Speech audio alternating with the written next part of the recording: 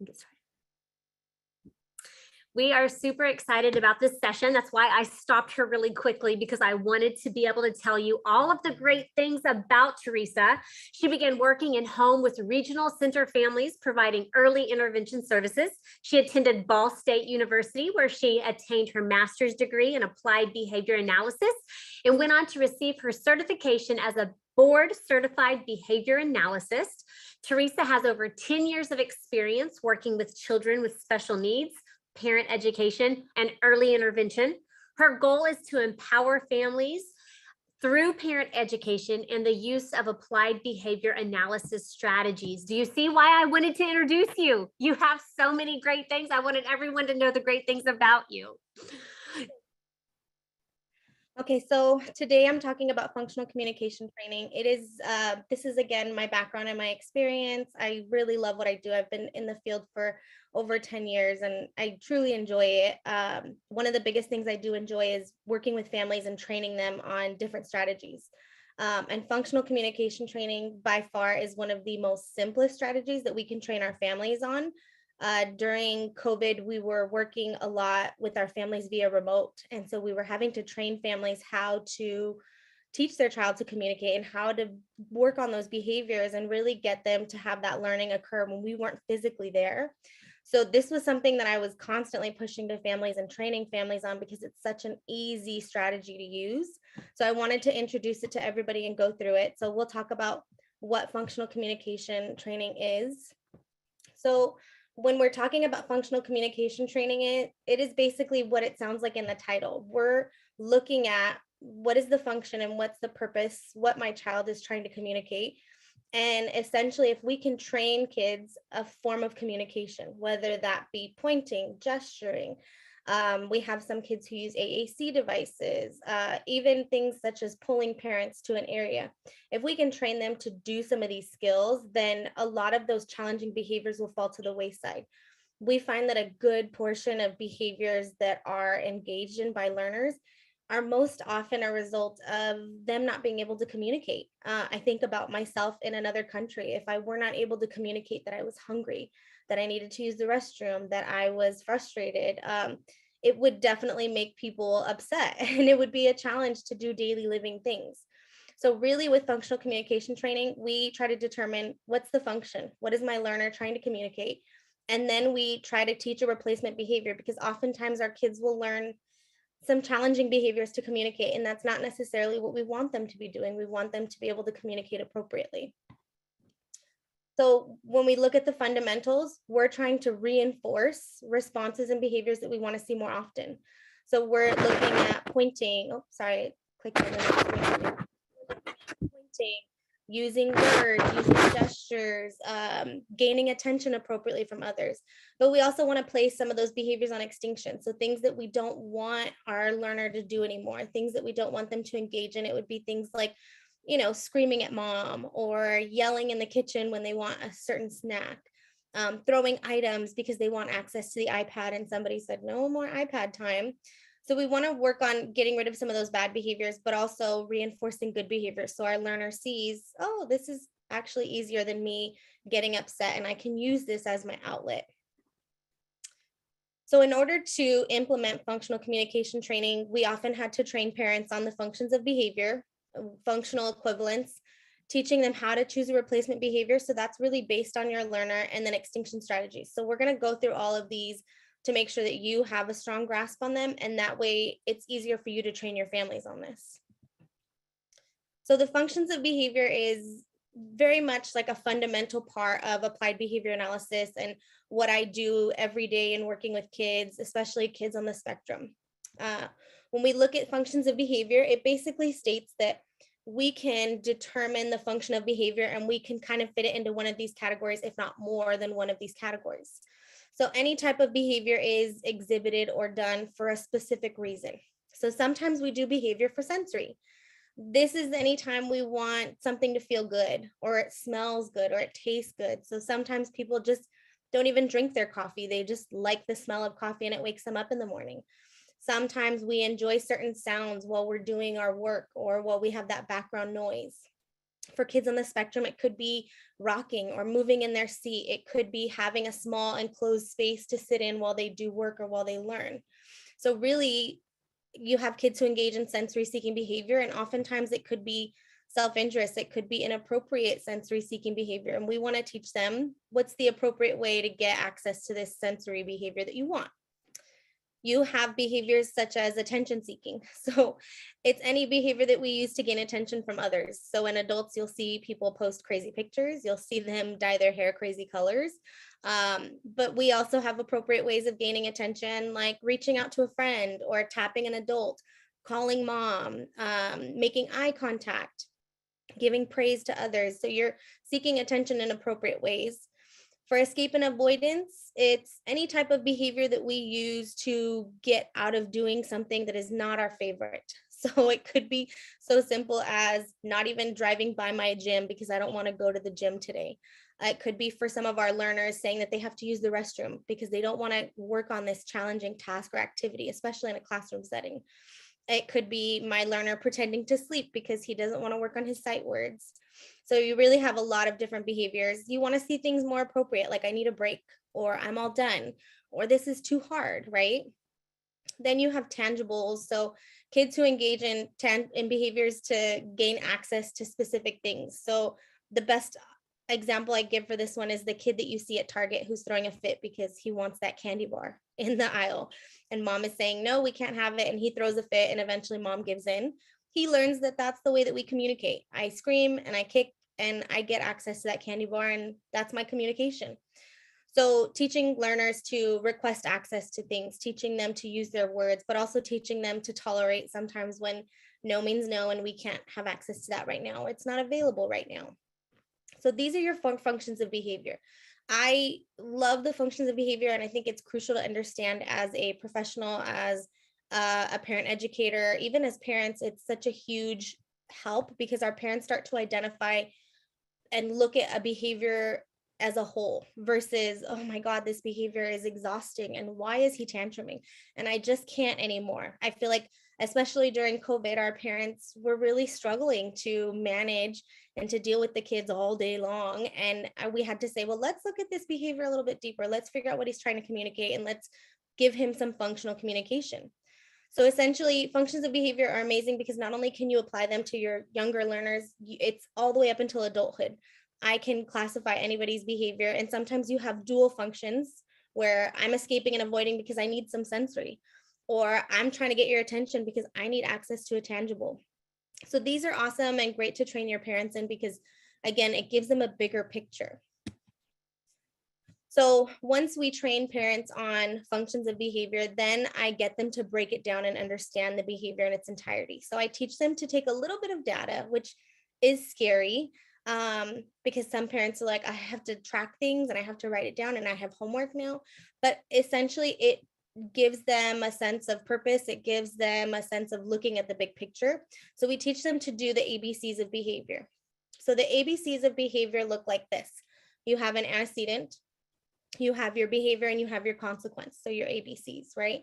Your antecedent, we always have parents write down what happened before the behavior. So I don't want them to just look at the behavior and what exactly that looked like. I want to know what happened before, because oftentimes I can see if there's trends in what's happening before. I can see if it's related to time, because the behavior is always happening before dinner or after bath time, you know, especially if my learner knows routines. You can see some of those trends. Then I have parents describe the behavior. So oftentimes when we ask a parent to describe a behavior, they describe it in very subjective terms, very much like he got mad, he got upset, you know, he had a meltdown, and your idea of a meltdown versus my idea of a meltdown is very different. So I have to say, well, I need you to be more descriptive for me. I need you to give it to me in more specific terms. So did he hit? Did he scream? Did he cry? Did he bite? So I really want to know what the behavior looked like, the severity of it, the intensity of it. Even in terms of duration, I ask parents, can you let me know how long that behavior lasted for? Because some parents will say, oh my God, it's so long. But when they really sit down and time it, it's a minute, 2 minutes, which to us as professionals is not a big deal. But to parents, sometimes, especially when they're out at a restaurant, it is the most grueling 2 minutes ever to have everybody stare at you. Then I asked them to write down a consequence. So the consequence is what happened, what changed in the environment after the behavior. So directly after the behavior, did we cave? Did we give in? Did we hand him his iPad? Did we have to take him outside? Did we have to reprimand him? What changed in the environment? And possibly when we look at those changes in the environment, we can look at, well, every time he has a tantrum, you guys give him his iPad. Do you think that that's, what is that cause and effect there? Is that what's making him have those tantrums more frequently? Because then he gets access to all of his favorite things. So again, taking ABC data is a little scary for your parents. It takes a little bit of training. I often use some video models and I walk through them with parents, and I'll show them some YouTube videos of tantrums and behaviors and certain things. And I say, okay, let's do this together. And we practice it. And then the following week, we go through that ABC data that they took and we talk about some of those trends and some of those things that my learner's communicating. So again, it could look something like this. You have your antecedent, which the child sees the candy in the kitchen, right? The behavior is they're screaming, they're crying, and then ultimately your consequence ends up being that grandma goes in there and delivers that candy. I mean, we love grandmas, but grandmas are always kind of giving in and making that learner, use some of that inappropriate communication skills. So once grandma delivers that candy, the child knows, well, I don't need to say candy. I don't need to point to candy. I don't need to sign candy. I just get it because grandma gives it to me. And if I scream and cry, that's the cause and effect. Even for our learners who are very developmentally delayed, who have cognitive scores that are really low, they will make that connection of cause and effect. So we have to kind of look at some of these ABCs and explain to parents, this is why we're here. And it's a learned behavior, but it's not impossible to unlearn. It's not impossible to teach something new to our kid to get them to functionally communicate. So when we look at that term functional equivalence, it serves the same purpose. So whether he says candy or he screams and cries in the kitchen, we're still getting candy, right? And for some of our learners, it's easier to scream and cry, especially our kids who struggle with language development and forming those words. And maybe he tried to form that word, but nobody understood him the first time. So guess what? I'm going to scream and cry, and here comes grandma. So getting some of that ABC data is super helpful because it gets parents to look at their own behavior. Just like in that last training, they said we don't change the environment, or we don't change the child, we change the environment. This is that piece, is I have to have parents look at their own behavior before they look at their child's behavior. And this is essentially them looking at their behavior. It's a little trick. So when we look at behavior for a lot of our learners, especially in early education and for kids that have speech delays, or even things like speech apraxia, Down syndrome, autism, cerebral palsy, all of those developmental delays, our behavior is often their form of communicating. So our learners are constantly engaging in behaviors to get their point across and to get their needs met. But as parents and caregivers, we have to kind of step back and look at the behavior as a whole and figure out, what is my child trying to communicate?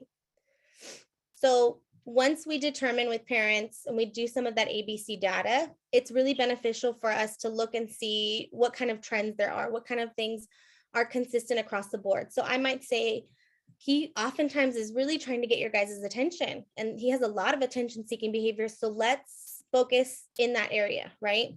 So if we're going to focus in that area, then we start to think about, well, what kind of replacement behaviors can we choose for my learner? Because if my learner is nonverbal, non-vocal, makes minimal eye contact, has very low joint attention, I don't necessarily want to say, we're going to target words and he's going to say a word to get our attention. He's going to say mom, or he's going to say look to get our attention. That's a really high goal. And it's not necessarily going to be achievable in enough time, because I want something that's quick and easy to teach my learner, or quick and easy to shape with my learner. So that way we can get rid of those bad behaviors. We can get them to communicate right away. So you want to choose something that's already in your learner's skill set. So that could be something as simple as pulling. A lot of our kids on the spectrum will do pulling adults, or placing an adult hand on an item that they would like. Initially, that's an appropriate skill, but they might not generalize it to all things. So we'll teach our learner to do that for other things. We also want to look at what's quick and easy. So in ABA, we oftentimes use PECs, which are little visual icons. We also use AAC devices, which is the iPad with the icons that the learner can click, and it'll say cookies, juice, ball, and they can request. Again, if we don't have those things readily available, We may not want to choose that because we've got to create that. We've got to create the material. We've got to create the AAC. We've got to do, and work with speech to make sure that that's appropriate. It's really, we want to see what's quick and easy, right? Then for development, so what's appropriate for their development? You have parents who prompt a 1-year-old to say, I want juice. That's not really within his developmental skill set. And so we want to make sure that we're reminding parents, this is appropriate for his age level. And this is, this is what we should be seeking, or based on his skill set that he has now, this is where we should be going. We oftentimes have parents who want to work on phrases, and my learner doesn't have enough words in their vocabulary to start working on phrases. So it's important to kind of take that development into consideration. And then effort. Effort is the biggest thing, because a lot of our learners want to do the least amount of effort. I don't want to work that hard to get my point across. I mean, if you think about us as adults, we're very much the same. We're going to take the easiest route possible. So really making sure that it doesn't take a lot of effort for my learner. You have kids that have speech and language disorders and apraxia, and sometimes it's hard for them to get that message across. So we want to make sure that we're looking at the effort that it requires my learner when I choose that replacement behavior. So there's a lot of different communication forms that we should consider. A lot of parents always, when I say, what's your goal for your child's communication? It's words. I want him to talk. But there's a lot of things that happen in the natural development of language that we need to consider. So, your child should be using gestures. They should be tapping others to get attention. They should be, using different types of gestures like waving hi or bye, or blowing kisses, because those are meaningful gestures. Even making eye contact and having that joint interaction is important. So really educating parents that it doesn't necessarily just have to be words. Some of your kids have not vocalized or said anything. We might need to look at alternative methods of communication, such as PECs or visuals. Things like sign language are great to teach some of our learners, and an AAC device. It's always super important to let your families know that these forms of communication, the alternative methods, don't necessarily mean that your learner will be stuck there forever. All of the research shows that AAC devices, PECs, and visuals and sign language only help to strengthen language long term. So it doesn't necessarily need to be a crutch or a forever solution, but I tell parents we need to find a solution for now, because he's frustrated and he can't communicate. And we need to make sure that we're giving him that opportunity to let us know what he wants and needs on a daily basis. So there's a lot of different communication forms to consider, and we don't always just have to go straight to words and phrases. So when we look at behaviors, I made this chart to help explain to parents, especially if we're looking at a kid who fits in one of these categories quite often, and we'll go through different examples. Because again, we still have to look at the behavior that they're doing and put it on extinction, meaning I don't want to reinforce it anymore.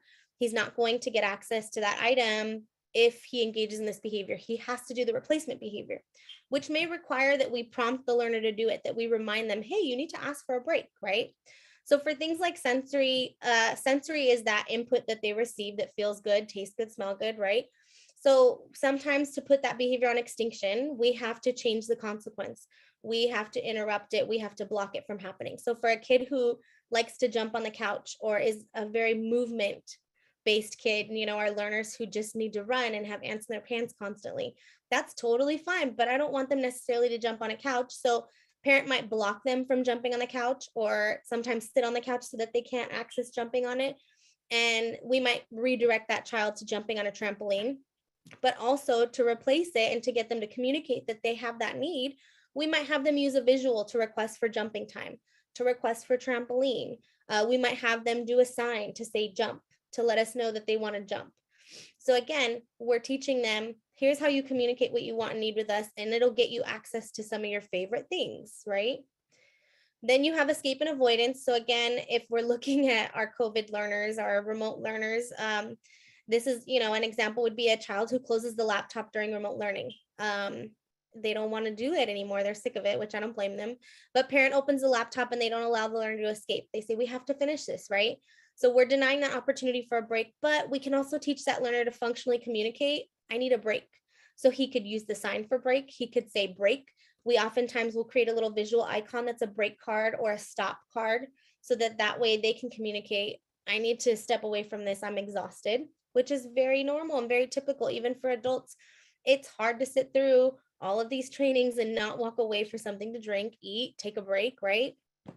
Attention seeking behaviors, you may have the child who screams to get mom's attention, and mom has to ignore that behavior, which is super hard for our parents to ignore that behavior, but they have to. So we do what's called planned ignoring. That's your extinction procedure.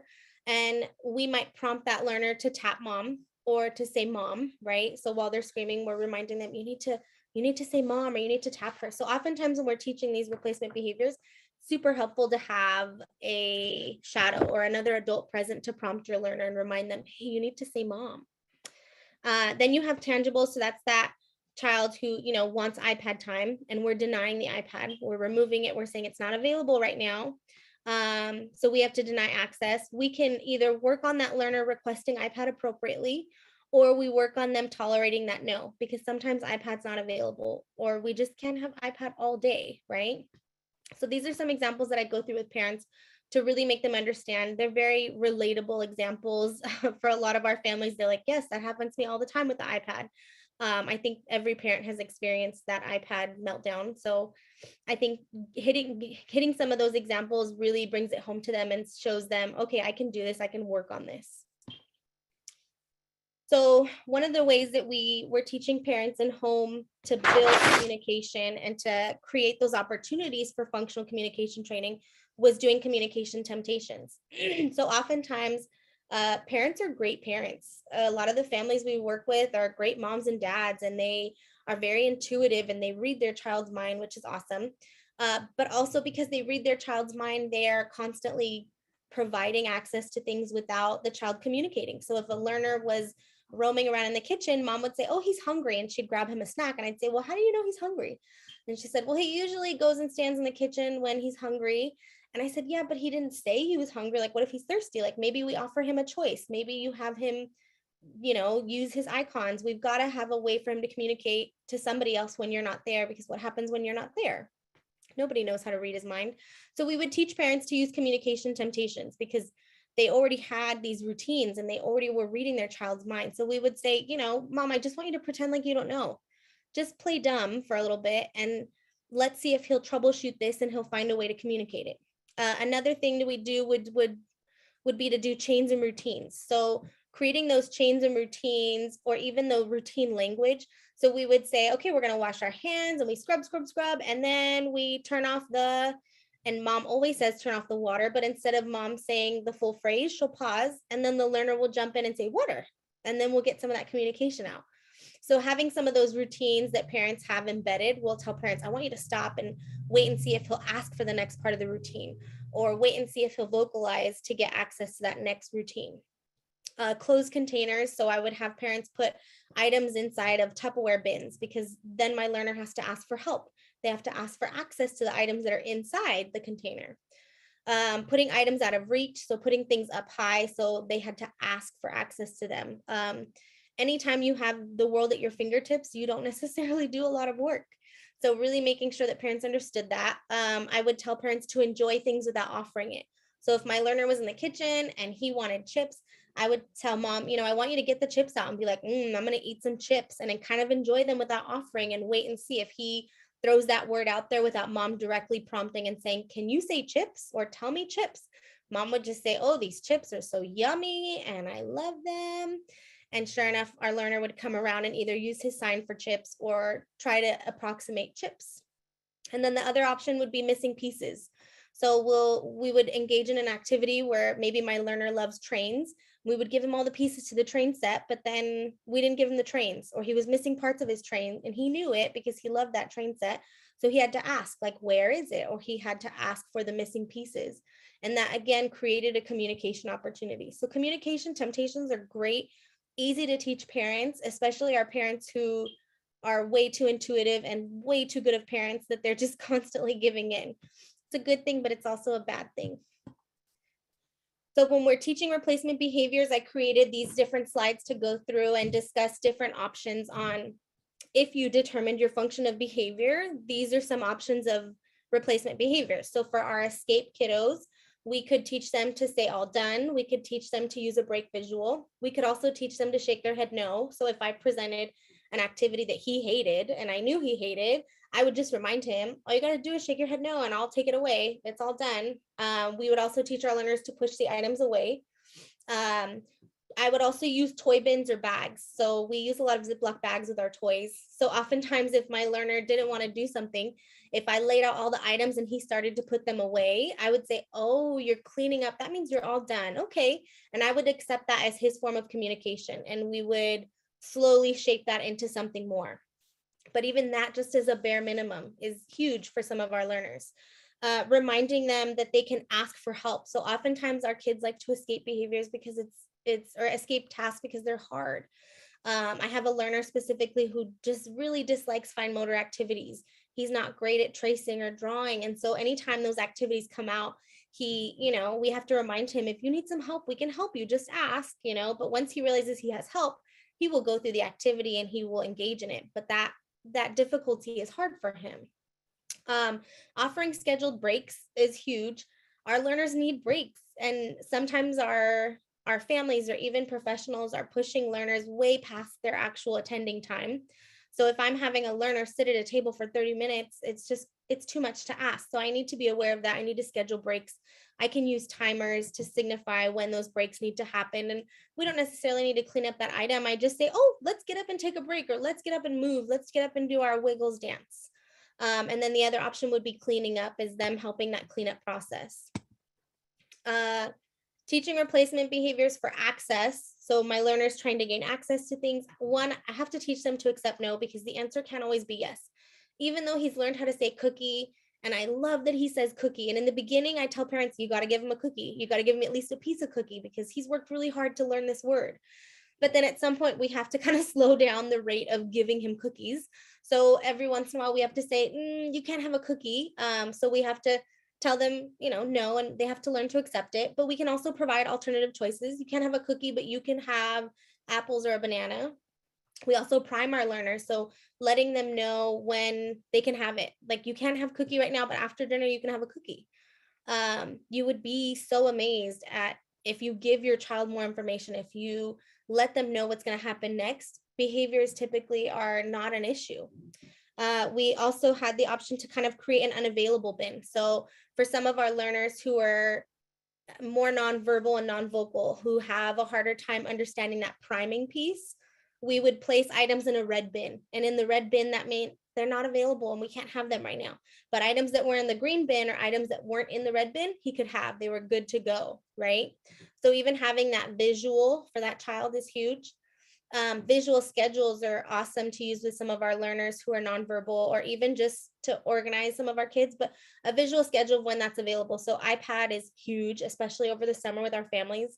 So a lot of our families, I said, okay, if you want to limit iPad time, let's put it on the schedule. So after we eat snack, then you can have iPad time. But in the morning, when we're getting ready, when we're, the teacher's here, we're not going to do iPad time. Having that visual schedule is important, because if he asks for it, you can go and remind him, look, we're not there yet, but we're almost there. We're going to get there.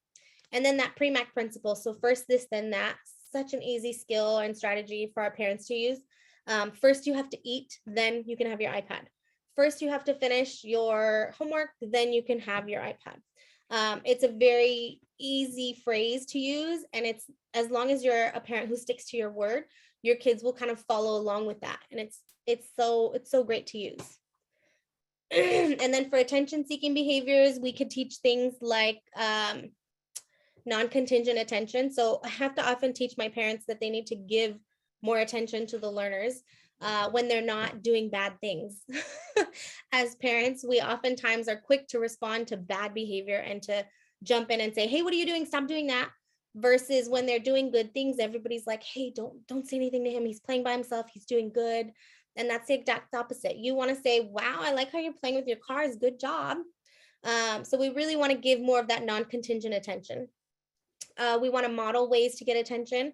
So that means we practice how we get their attention. We tap them. We say their name often, so that we're modeling those appropriate ways.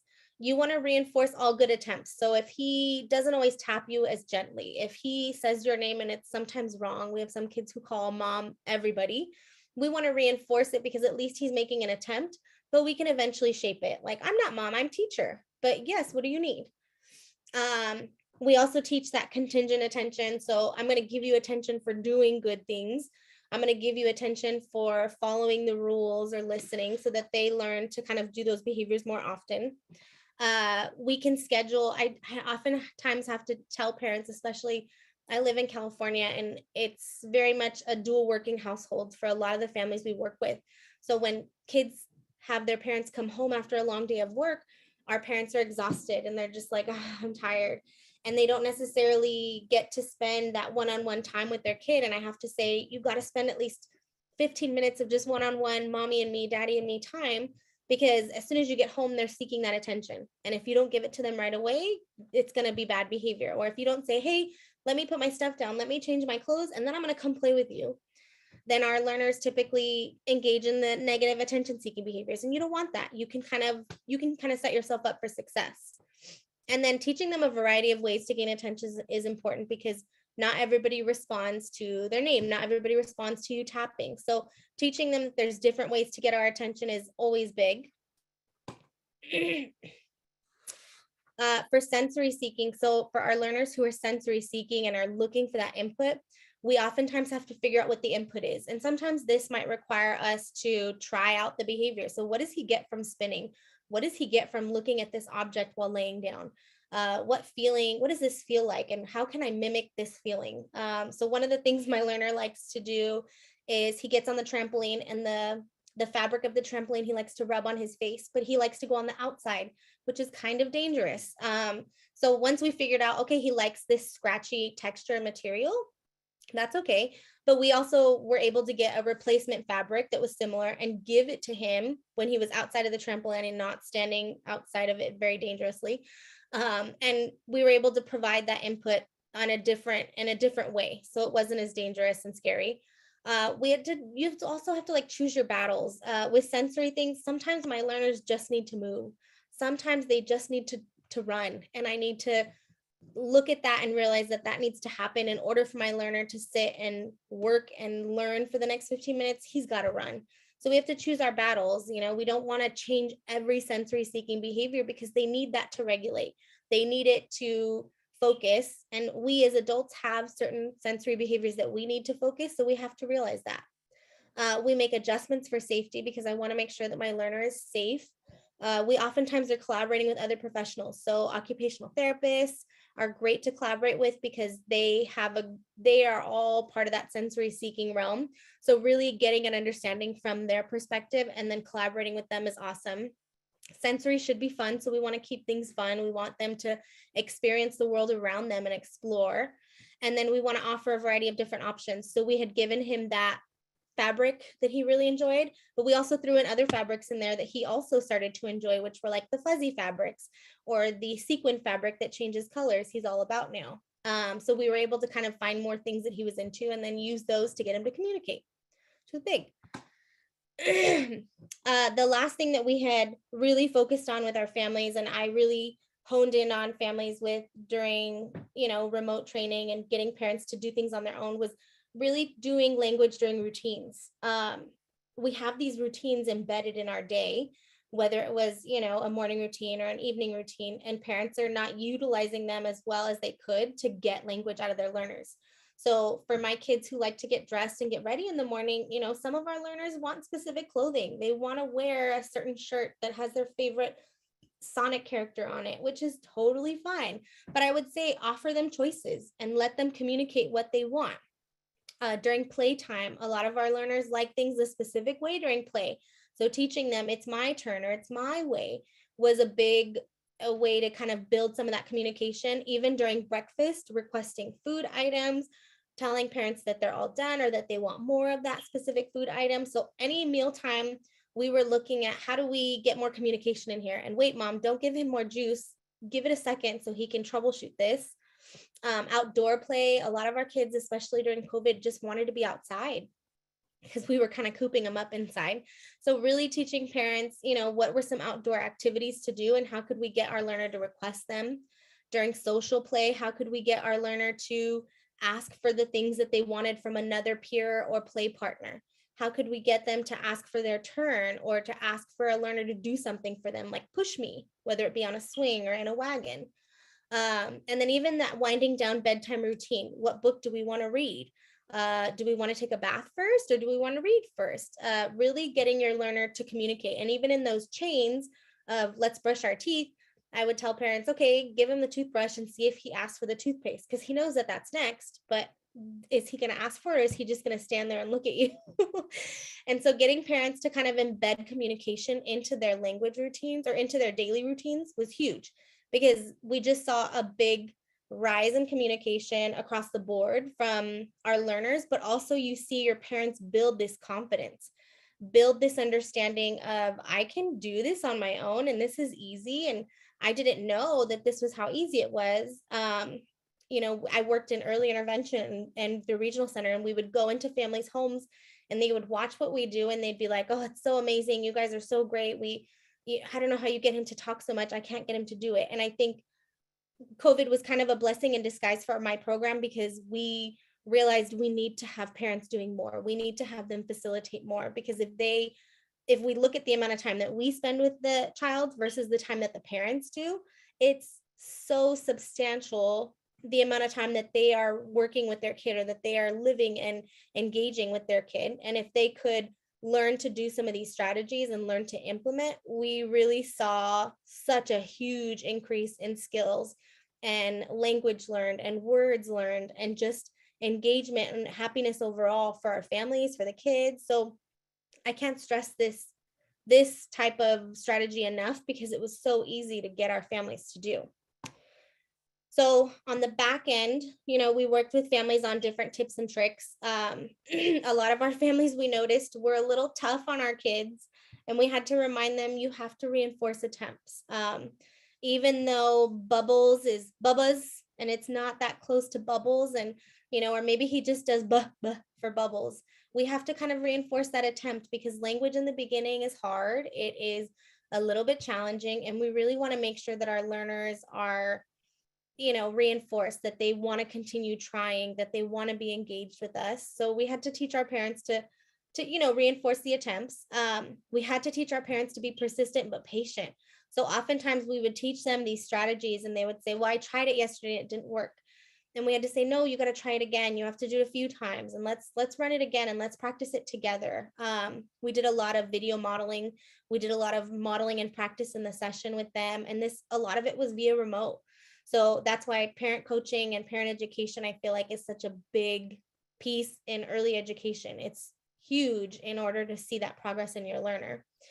So we had to teach them to be persistent, but also to be patient, to just kind of give that learner a little bit of time to process and even just delay prompts. You have a lot of moms, especially, who want to help the kid and they don't want to see them struggle.